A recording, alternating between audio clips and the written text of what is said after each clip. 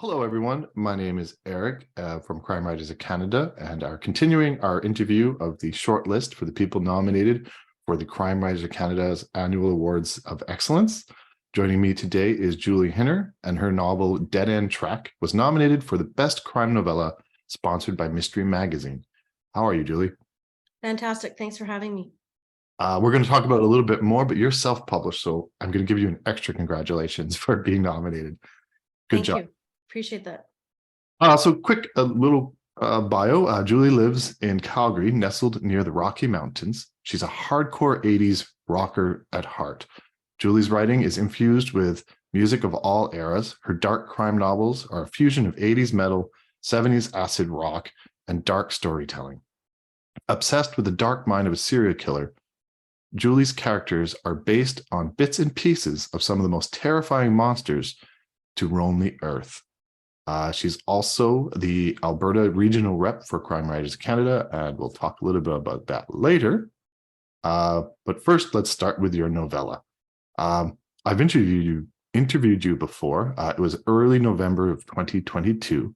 Dead End Tract, I've noticed, was published in November 24th of 2022.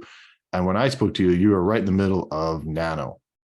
Is Dead End Track your Nano baby that you published that quickly? Or no, I actually I believe I wrote that novella probably the Nano before. So I tend to draft at least a novel or two novellas every November Nano, and then that's like looking forward to publish it the next year, because there's a whole process that I go through. So that would have been the year before. I would have been actually drafting book 5 in my core series, I think last November. Yeah. Devil's Track. No, that's book 4, and so that one I just launched, but I was drafting book 5 last November to launch like next spring. It's good to know you're very busy and organized. I know that about you. You're very organized. I know you put 3 books out from the 80s, but this book, Dead End Track, is actually set in the early or late 70s. Yes. Is it a prequel? It is. So the track trilogy, the final track, acid track, backtrack, they all take place in the late 80s. And in those books, there is a medical examiner named Tara Blackwood.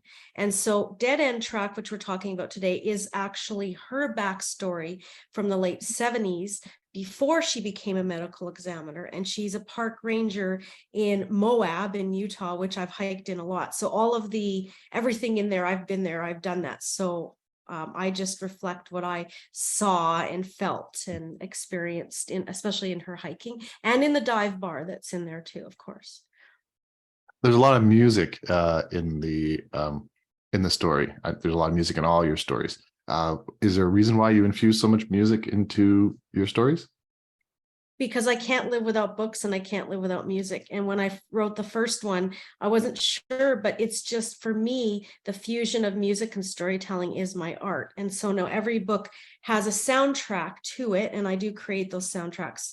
But it's more than a soundtrack. It's part of the storyline and the character and everything they do. So this one being the late 70s, it's very trippy, very psychedelic. We get a lot of Jim Morrison, Deep Purple, Cream, even Shocking Blue. Some Shocking Blue actually sung Venus, which a lot of people know by Bananarama, but it's actually originally by Shocking Blue. So that's in there because it's just such a powerful song about a goddess on a mountaintop. And the story of Tara Blackwood, her, suppression of her feelings gets violated when this beautiful woman walks into the bar one day when she's in there. So it's very fitting for her story. As we mentioned before, you self-publish. I self-publish, so I know what it's like. I wanted to ask you, do you, as a self-published writer, do you have to do everything from beginning to end, or do you contract out just a little bit of it? I do contract out certain things. I feel like I do everything, and sometimes it's like, oh, what am I doing? But then I remember how worth it is. I did go through quite a journey to decide what to do, and for me, this was the best option. At this point in time, I have started contracting out some of my cover work. But even when I do that, I tend to get the ebook cover done, and then I take it and I make it into the print because I enjoy that process so much, and I want it to be reflective of the music and storytelling fusion. Also, though, right from the beginning, I have always hired a qualified editor because that is like the one thing that everybody says is get it properly edited. And I concur, because when I read a book that it's a great story, it's good writing, but there's all these, if there's too many errors, it just pulls me out, and I want it to be quality and I want it to work. So I do contract out the editing for sure. Yeah, I do the exact same. The editing, definitely, to anybody who self-publishes out there, don't cheap out on the editing, because it turns off a lot of readers, like you said, quite quickly. And unfortunately, it's one of the reasons why a lot of readers choose not to read self-published, because they just assume that it's not properly edited. So don't skimp out on that. Just like you, don't skimp out on the cover either, because the covers are your first impression for the reader, and if it looks cheap, if it looks amateur, they're not going to touch it. So it's worth. I agree with you. It's worth spending a little bit of money on both those things. But you do also have to do everything else yourself, which includes the marketing. So, do you have any tips at all on marketing your books? Yeah, I mean, so there are times when it's just been overwhelming and you think, can I do this? Now, again, if you're somebody who does not enjoy anything about that, there are ways you can contract out even bits of it. And I know other authors that do that, and it's worth it for them. For me, that was one thing that, no, I was not good at it, and I'm still learning, but I really wanted to learn how to do this because I was enjoying it. So I have invested quite a bit of time and effort in learning how to do that. And I'm starting to get it. Like, my in-person events go really, really well. There's a lot of marketing behind that. My online stuff is coming. So at first I did nothing. And so of course you're not going to get any response. And over time, I've spent time and effort learning how to do it. And I'm starting to get responses now, and it's starting to grow. And I've kind of found that flow. One main tip, and other people have told me this too, when it comes to things like platforms, like you've got your Facebook and your Instagram and your Twitter and your, just start with one or two that you really like and really get it. And then you can add others if you want to. You don't have to. Right now, I primarily focus on Facebook and Instagram because Instagram is very visual and my stuff is very visual. And my target audience are people that love to read a certain subgenre, and also musicians that read because of the music. And so I actually find a lot of other authors, readers, and musicians on Instagram, and it's a place where we interact really well. So that's working really well for me. And then having just the Facebook page as an author, I mean, everything you put on Instagram can automatically go on there, so you're not doing it twice, but it's just a good base to have, because there are authors, musicians, readers, whatever, that have a base on their Facebook, and they'll find you. I am interested in venturing more in the Twitter and the TikTok. I've just dabbled, but if you try to do everything at once, in my opinion, it becomes too much. So focusing on one or two that you really enjoy, that can help you find your flow. And that's a really good place to start. One other tip I'll give that's really important is I always do an online launch along with my in-person launch. And in fact, there's a lot of smaller books that I've just launched online.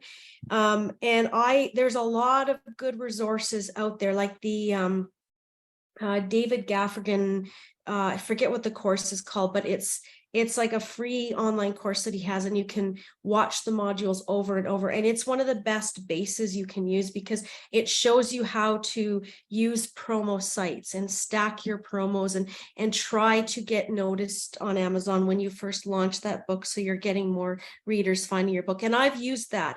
And at first, of course, nothing was really happening, but the more books you get out there, and if you keep repeating that process every time you launch something, and even in between launches, you start to get some response. Well, you mentioned a couple of times live events. I know that you just had one about a week ago or so. So how was a live event, a live book launch post-COVID? Oh, fantastic. I actually had two post-COVID. So during the depths of COVID, when everything was locked down here, I did have one online, and it actually was pretty good because no one could go anywhere. So I brought the band into the live stream and I went into their party, and it was like really cool. But I did have one last June, and then I just had one last Thursday. And this is a model now that I've worked years to get to that really works. And so when I first did this, I didn't realize there really is an appetite for people to go out to a live band while they're supporting me at the book launch. And it's more of a book launch / party. So because of the nature of the stories, and the people that are reading these books, I get a good venue, I get a good band, I do a reading, and there's costume contests. And basically I take you back to the 80s. This year we kind of did two contests, the 80s and the 90s, because the new book was set in the 90s. And honestly, there's this desire for people to listen to good music and to get out there and dance or watch from afar and just kind of have like a free night, like not be an adult for a night. And so there is, people want that, they need that. And I've built up the following so that a month and a half to 2 months ahead, all the VIP seating goes right away. These people want to come, they want their seat. And then from there, I just keep marketing for the next month or month and a half. And yeah, this year was really great. I worked with the same band I worked with last year and got them a better venue, a better stage. And it was just a true collaboration between me and them, and actually a bunch of other local places that provided prizes for the costumes. Also, I was, promoting them and they were promoting me online. And so it was kind of a community effort in artists supporting artists. And I mean, I got to dance for an hour and a half to 2 hours to one of my favorite bands. So it was like a really good celebration after all the hard work. So this is the book Devil's Track that you just recently Yes. put out. I'll give you a promo too. Since you promote so much, I noticed that the book's on sale right now for 99 cents on Kindle. So if anybody's watching it around time of recording, it's a good time to pick it up for almost free. Yeah, I grab it now because actually I was going to take the sale down yesterday, but people were still grabbing it. So I'll probably leave it for today and tomorrow, and then it'll disappear. Right. Yeah. I'm glad I caught it last night. Yeah. So this book is set in the 90s. So is it a part as opposed to a prequel? Is it like we're jumping 10 years, but is it still in the same world? Yes. So the first three books are about Detective Mahoney. And then this one, and that's in the late 80s. This one jumps to the late 90s. And now, excuse me, his daughter is now the detective. So he's had his trilogy. He's a little tired. We're giving him a break. We jumped 10 years, and now it's his daughter who's the detective. And so you don't actually have to read those other three. You can.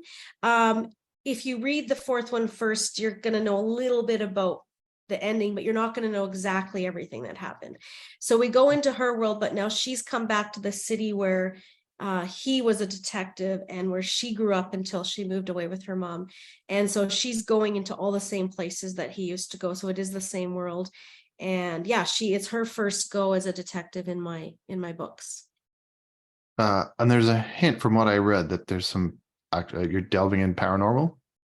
Yes, so I always do equal perspective of the detective and the serial killer. And in this case, it's called the two serial killers are the Poison Sisters. And they did grow up learning witchcraft. And now they're at a point where they are differing on their opinions as to what that really is. But what happens is they come to Calgary, they go and they find the abandoned house of their aunt. And this house just takes this really strange hold on the one sister. And it's called Devil's Track because when the detective follows the clues, she finds this album by the Poison Sisters called Devil's Track. And it's a spin-off of the Satanic Mass, which is a real thing. And it's these chants. And the idea is, does the album actually hypnotize the detective and make her almost do murderous things, or Is it just the certain tones? Because there is research behind tones and music and what it can do to your mind. So there's the question, does the CD have a hold on the detective or not? And the question, does this house actually have some kind of demon within that's making the sister do terrible things? So it is the most supernatural I've ever gone in this series. Oh, sounds fun. Yeah. I always say fun, but dark fun. I think Yes. it's probably the Yeah. better description for you. Well, last off, you've been a rep for Crime Writers of Canada for almost a year now. Obviously, a difficult time of sort of transitioning to live events again. How do you feel it's going?